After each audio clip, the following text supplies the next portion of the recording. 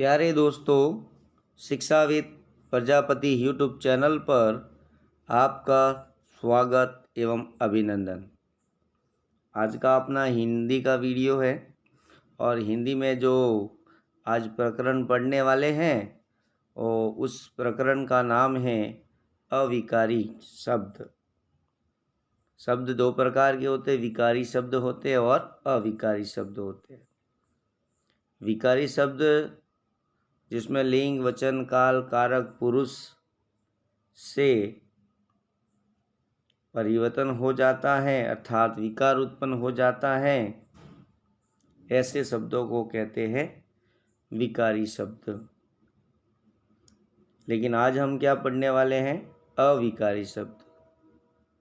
ऐसे शब्द जिनके स्वरूप में लिंग, वचन, काल, कारक, पुरुष के प्रभाव से कोई विकार नहीं होता अर्थात कोई परिवर्तन नहीं होता, उसे क्या कहते हैं? अविकारी शब्द।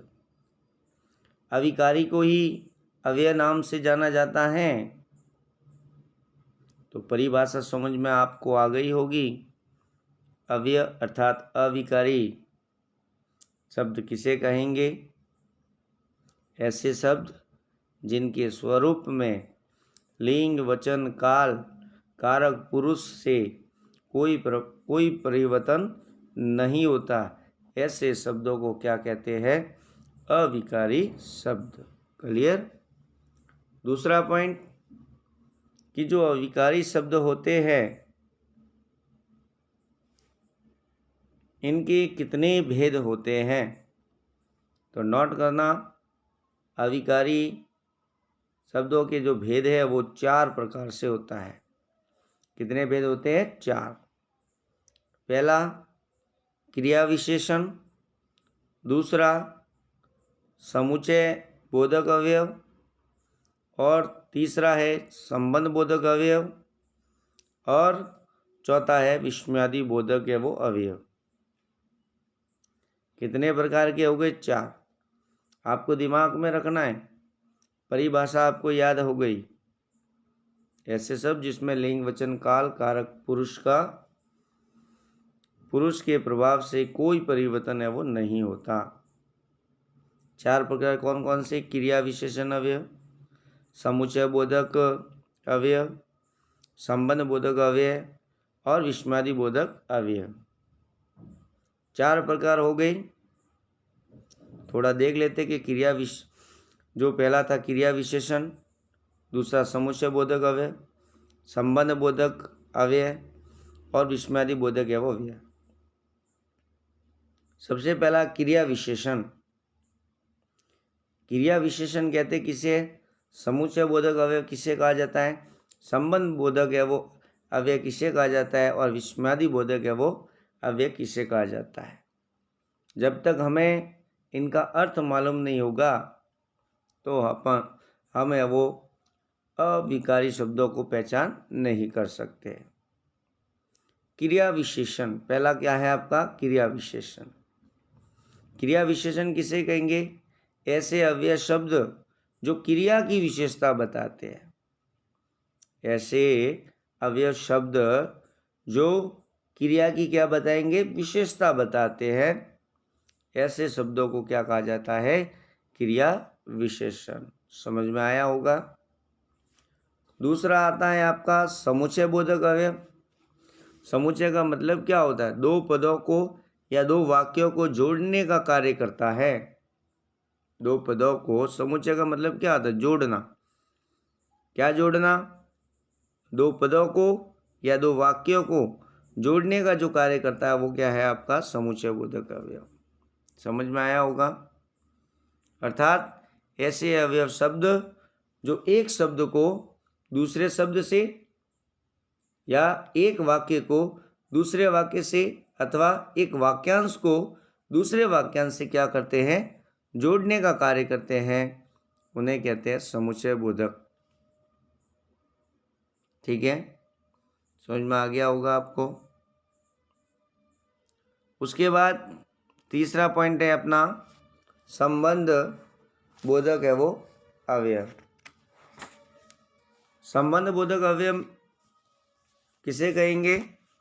ऐसे अवयव जो संज्ञा या सर्वनाम के बाद प्रयुक्त होकर वाक्यगत दूसरे शब्दों से उसका क्या बताते हैं? संबंध बताते हैं।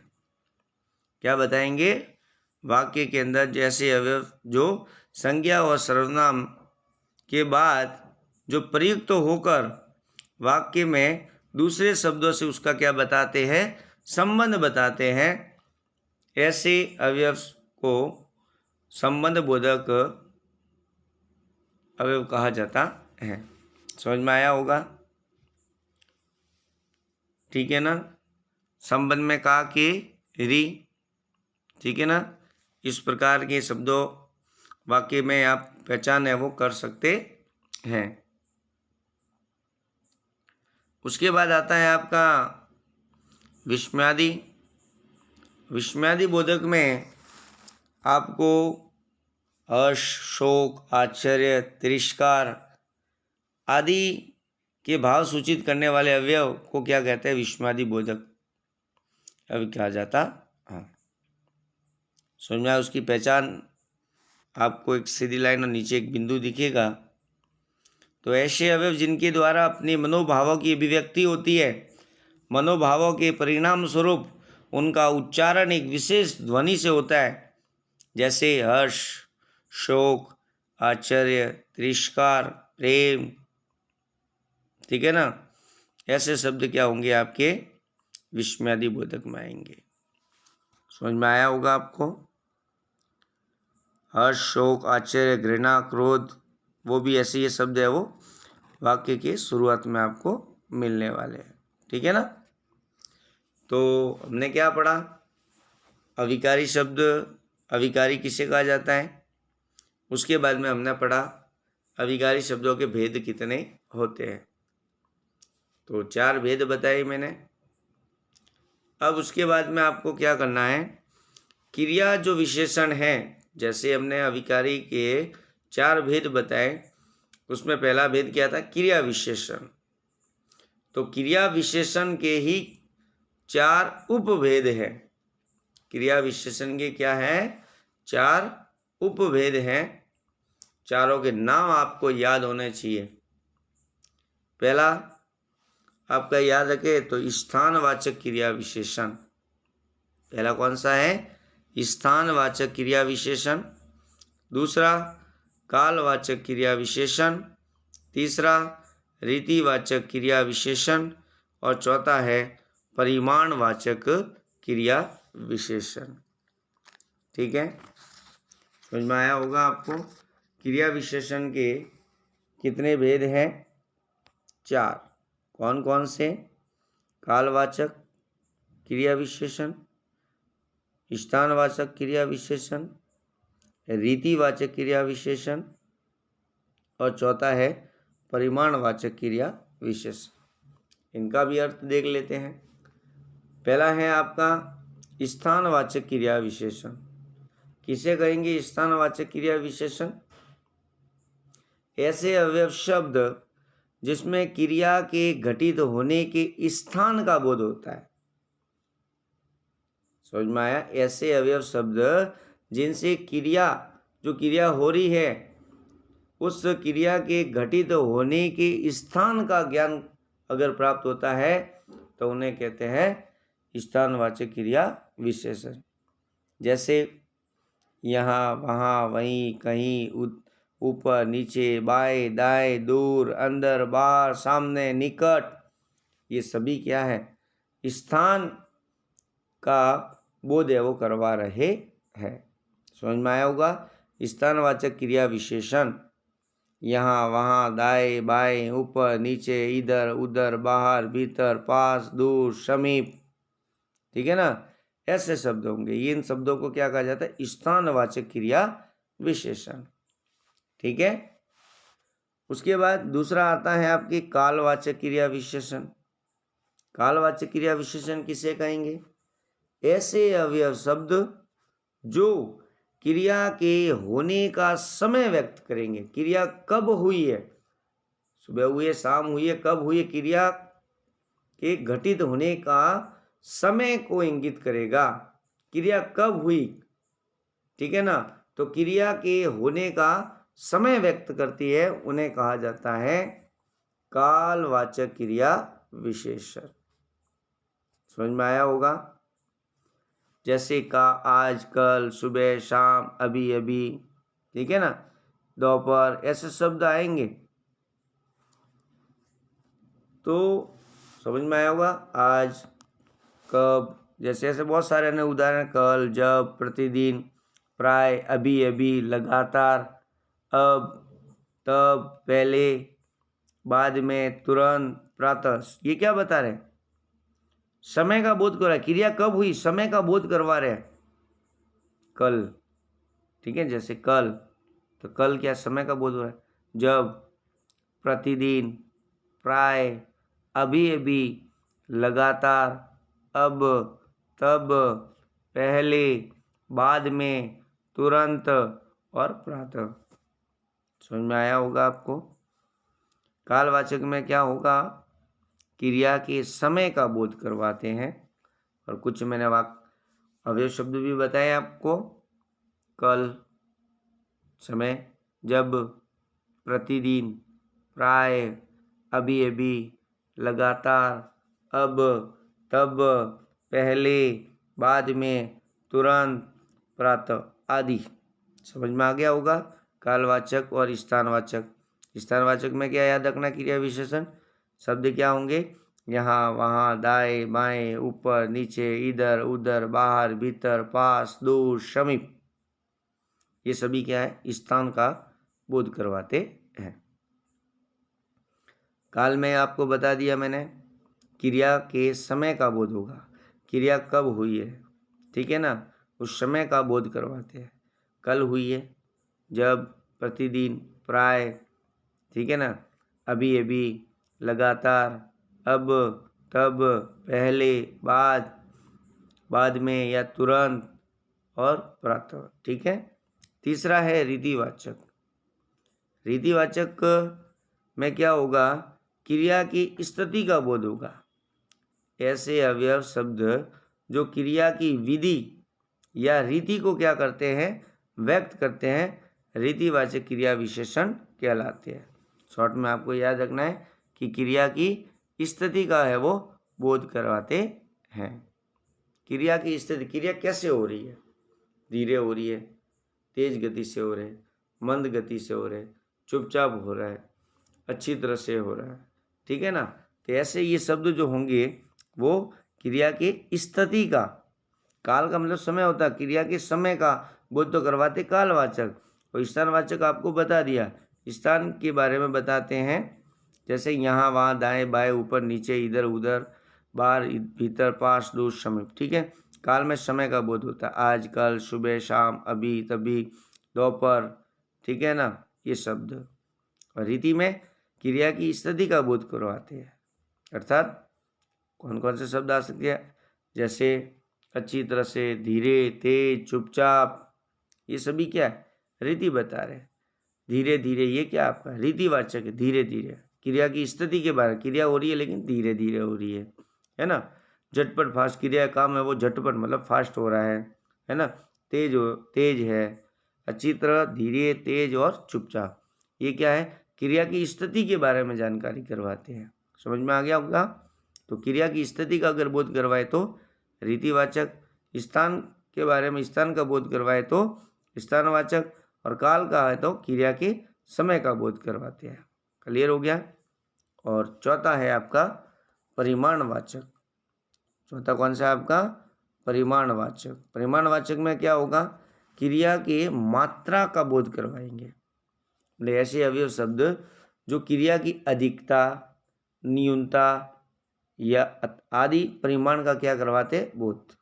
अधिक है, थोड़ा थोड़ा, जितना, उतना, अधिक, कम, कुछ, ये क्या बता रहे हैं, मात्रा बताए। थोड़ा थोड़ा, मात्रा बता रहे, जितना, ठीक है ना, उतना ही मुझे भी दीजिए जितना उनको दिया, तो ये क्या बता रहा, मात्रा बताया।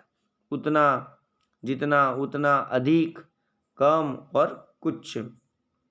परिमाण, परिमाण में क्या होगा? मात्रा। परिणाम नहीं है, ये परिमाण है। परिमाण का मतलब क्या होता है? मात्रा का बोध होता है, थोड़ा, कम, बहुत, इतना, ज़्यादा, ठीक है ना। जितना, उतना, अधिक, कम, कुछ, ये सभी क्या है? परिमाणवाचक। अर्थात आप मात्रा का क्या करवाते हैं? बोध करवाते हैं। समझ में आ गया होगा ने क्या क्या पढ़ा? एक बार वापस रिवाइज कर लेते हैं। हमने पढ़ा अविकारी किसे कहा जाता है, इसका परिभाषा हमने पढ़ी। फिर उसके बाद में भेद पढ़े। कितने भेद है? 4। क्रिया विशेषण, समुच्चय बोधक, संबंध बोधक और विस्मयादि बोधक। उसमें से क्रिया विशेषण के क्या है? उपभेद। और क्रिया विशेषण के भी उपभेद कितने? 4। स्थानवाचक क्रिया विशेषण, कालवाचक क्रिया विशेषण, रीतिवाचक क्रिया विशेषण और परिमाणवाचक क्रिया विशेषण। और इन सभी क्रिया विशेषण के जो उपभेद थे 4, उनके बारे में हमने चर्चा की है। ठीक है। अब देखते हैं कि स्थानवाचक भी मैंने बता दिया, कालवाचक बता दिया, रीतिवाचक बता दिया, परिमाणवाचक है वो बता दिया। ठीक है ना। अब आपको कुछ परिभाषा बता देता कि विशेषण किसे कहते हैं, प्रविशेषण क्या होता है और क्रिया विशेषण क्या होता है। विशेषण जो संज्ञा और सर्वनाम शब्दों की क्या बताते हैं? विशेषता। संज्ञा और सर्वनाम, संज्ञा या सर्वनाम शब्दों की क्या बताते हैं? विशेषता। जो बताते हैं उन्हें कहते हैं विशेषण। प्रविशेषण जो विशेषण की भी विशेषता बताते हैं, विशेषण की भी विशेषता बताते हैं, उन्हें कहते हैं प्रविशेषण। तीसरा है क्रिया विशेषण। क्रिया विशेषण क्रिया की क्या बताएंगे? विशेषता बताने वाले सब क्रिया विशेषण कहलाते हैं। ठीक है। कुछ एग्जाम्पल अगर देखें, लगभग जो मैंने बताया है ये आपके लिए काफ़ी है। अब आप प्रश्न सेट को आप जब हल करोगे, प्रैक्टिस सेट करोगे, प्रैक्टिस करना, जैसे प्रश्न लेके जब हल करोगे तो जो अभी मैंने पूरा आपको भेद उपभेद बताया, इनका अर्थ बताया, तो यदि आपको ये पूरा याद है तो आप आराम से जो अविकारी शब्दों का ज्ञान आपको हो जाएगा और कोई भी प्रश्न है वो आराम से आप कर सकते हो। ठीक है ना। क्रिया विशेषण मैंने आपको बताया। समुच्चय बोधक के बारे में भी आपको मैंने अच्छी तरह से समझाया और संबंध बोधक, विस्मयादि बोधक के बारे में भी अच्छी तरह से समझाया मैंने। ठीक है ना। तो क्रिया विशेषण में क्या बताया मैंने? क्रिया की विशेषता। समुच्चय बोधक में मैंने क्या बताया? 2 पदों या 2 वाक्यों को जोड़ने का कार्य होगा। उसमें आपका संयोजक हो सकता है, विभाजक हो सकता है, प्रतिषेधक हो सकता है या निर्देशक हो गया। 2 वाक्यों को कौन जोड़ता है? और, तथा, एवं, किंतु, परंतु। ठीक है ना। तथा ये सब सारे शब्द क्या है? समुच्चय बोधक अवयव। ठीक है ना। जो 2 वाक्यों को या 2 वाक्यों को क्या करते हैं? जोड़ने का कार्य करता है। ठीक है ना। तो कुछ मैं आपको और एक्स्ट्रा बता देता हूँ। जैसे समुच्चय बोधक को आपकी माध्यमिक शिक्षा बोर्ड की किताब है, उसमें आपके 2 भेद बताए समुच्चय बोधक के। एक तो समाधिकरण समुच्चय बोधक और एक बताया वैधिकरण समुच्चय बोधक। समाधिकरण का मतलब वो है ऐसे अवयव जिनके द्वारा मुख्य वाक्य को क्या किया जाता है? जोड़े जाते हैं। और वैधिकरण समुच्चय बोधक ऐसे अवयव जो एक मुख्य वाक्य में एक या एक से अधिक जो आश्रित वाक्य होते हैं उनको जोड़ने का कार्य करते हैं। ठीक है ना। तो वो वैधिकरण है, वो समुच्चय बोधक कहलाते हैं। आपको इतना ही याद रखना है कि समुच्चय बोधक का मतलब है 2 वाक्य या 2 पदों को जोड़ने का अगर कार्य हो रहा है तो वो किस में आ जाएगा? आपका समुच्चय बोधक में। क्रिया विशेषण में तो कोई टेंशन नहीं है आपको। ठीक है ना। क्रिया विशेषण क्रिया की विशेषता बताएगा। अब जब क्रिया विशेषण पढ़ोगे तो उसके भी कितने भेद हैं? स्थानवाचक क्रिया विशेषण, जैसे एक उदाहरण बता दूँ, स्थान के बारे में आपको पॉइंट ट्रिक तो बता दी है। जैसे वाक्य, एक खेल का मैदान विद्यालय के पास में स्थित है, तो यहाँ पर कौन सा अविकारी शब्द होगा और किस प्रकार का होगा उसका नाम भी बता देना है। तो देखिए, खेल का मैदान विद्यालय के पास, तो स्थान अगर बताना है, पास मैंने क्या बताया, स्थानवाचक हुआ कि नहीं हुआ। यहाँ, वहाँ, दाएं बाएं, ऊपर नीचे, इधर उधर, बाहर भीतर, पास दूर समीप। जब आपका अर्थ इनको आपको मालूम है, स्थानवाचक क्रिया विशेषण में क्या होगा, ठीक है ना, स्थान के बारे में, स्थान का बोध होता है, तो उसने क्या किया, खेल का मैदान विद्यालय के पास में, पास शब्द क्या हो गया, ये स्थानवाचक क्रिया विशेषण हुआ। समझ में आया ना। दूसरा, जैसे अपन देखें काल वाचक क्रिया विशेषण का, जैसे तो आप एक वाक्य बता देते हैं आपको, आज मेरी परीक्षा है, आज मेरी परीक्षा है। तो इसमें आज शब्द क्या है, आज, आज का मतलब क्या बता रहा है, समय का बोध करवा रहा है, तो क्या हो जाएगा, कालवाचक क्रिया विशेषण। समझ में आया ना। स्थान के बारे में आपको एक एग्जाम्पल दिया, काल का बता दिया। रीतिवाचक, रीति में मैंने क्या बताया, क्रिया की स्थिति, क्रिया कैसे हो रही है, तुम बहुत धीरे धीरे चलते हो, तुम बहुत धीरे धीरे चलते हो, तो मैंने आपको बताया था अच्छी तरह से, धीरे, तेज, चुपचाप, है ना, ऐसे वर्ड्सों को बताया था, झटपट, तेज। तो ये शब्द क्या है, रीतिवाचक, मतलब क्रिया की स्थिति के बारे में बताते हैं।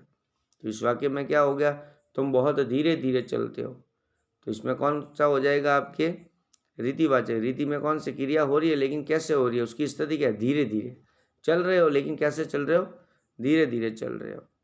समझ में आया। तो धीरे, ये शब्द क्या हो जाएगा आपका, रीतिवाचक। क्लियर है। परिमाण का एक उदाहरण देख लेते हैं, वह उतना ही भार उठा पाएगा, वह उतना ही भार उठा पाएगा, मतलब इसमें यहाँ पर क्या दे रहा है, परिमाण, मात्रा बता रहा है। इन वाक्य में उतना आ गया, उतना, जितना, ठीक है ना, अधिक, ये शब्द क्या है आपके, परिमाणवाचक, अर्थात मात्रा का बोध करवा रहे हैं।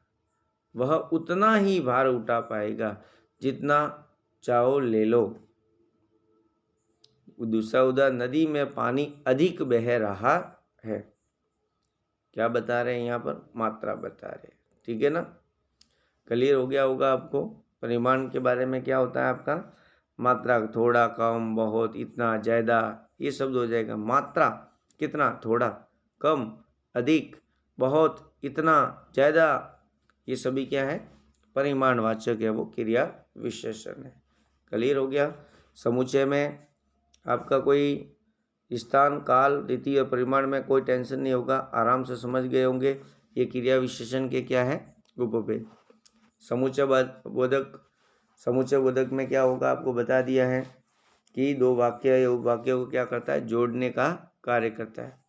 जैसे और, तथा, एवं, या, अथवा, कोई, एक, ठीक है ना, कि, ऐसे सब, किंतु, परंतु, लेकिन, मगर, बल्कि, वरन, अतः, अतएव, सो, ठीक है ना, फलतः, क्योंकि, इसलिए, के, कारण, चूंकि, ठीक है ना, जो कि, ताकि, यदि, तो, यद्यपि, तथापि, ठीक है, जब तक, ठीक है ना, ये सारे, कि, जो, ठीक है ना, ये सारे शब्द क्या हैं, दो वाक्यों को जोड़ने का काम करते हैं।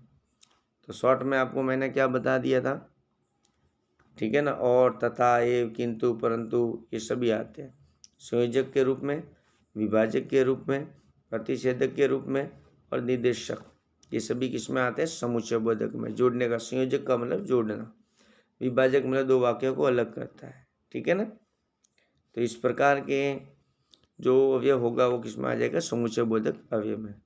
संबंध में आपको बता दिया है मैंने, संबंध के बारे में क्या होगा, वे अवयव शब्द जो संज्ञा या सर्वनाम के बाद प्रयुक्त होकर दूसरे शब्द से उसका क्या बताते हैं, संबंध बताते हैं। जैसे सीता की बहन गीता है, सीता की बहन गीता है, इसमें की शब्द लगा है, का, के कारक आपने पढ़ा है ना, कर्ता ने क्रम को करण से संप्रदान के लिए अपादान से अलग संबंध, का, के, की, अधिक्रम है, पेपर, संबोधन है वो अरे वाला, ठीक है ना। तो यहाँ पर क्या है, सीता की, ये की शब्द क्या आ गया, संबंध। सीता की बहन गीता है, संबंध बता रहा है कि सीता गीता की क्या है, बहन है, ठीक है ना। तो की क्या हो गया आपका, संबंध सूचक अवयव, समझ में आया होगा। उसके बाद आपको उसके बाद में आपका आता है विस्मयादि। विस्मयादि में तो सिंपल है बहुत ही। ओहो आज हम मैच जीत गए, और अहो जैसे शब्द आ गया, आश्चर्य हो रहा है, ठीक, घृणा, नफरत, ठीक है ना।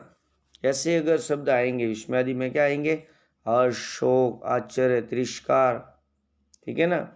ऐसे समझ, जैसे अभिवादन शब्द का नमस्ते, प्रणाम, सलाम, बधाई, ऐसे जब आएंगे शब्द, तो बधाई की खड़ी लाइन और नीचे एक बिंदु, तो ये जो संकेत है ना, ये क्या आपके विस्मयादि बोधक चिन्ह है, ठीक है ना। समझ में आ गया होगा। छी है सब, छी, वाह, वाह, शाबाश, बहुत खूब, हाय, ओहो, उफ, अरे, बाप रे, ठीक है। ऐसे सब पीछे लगेंगे, समझ में आया होगा आपको अच्छी तरह से। तो आई होप कि आपको ये वीडियो अच्छा लगा होगा और समझ में भी आया होगा। तो आपको इस वीडियो को लाइक और शेयर, सब्सक्राइब भी करना है। आप सब्सक्राइब और लाइक करते हो, शेयर करते हो, तो हमारा मनोबल है वो बढ़ता है, और हम आपके लिए इसी प्रकार के अच्छा कंटेंट से वीडियो आपको लेके आएंगे, और वीडियो इसी प्रकार से बनाते रहेंगे। यदि आप लाइक करोगे तो हमारा मनोबल बढ़ता है। लाइक करने में आपका, सब्सक्राइब करने में, शेयर करने में कुछ ज़्यादा नहीं है ना। तो लाइक, शेयर, सब्सक्राइब करें, और ठीक है ना।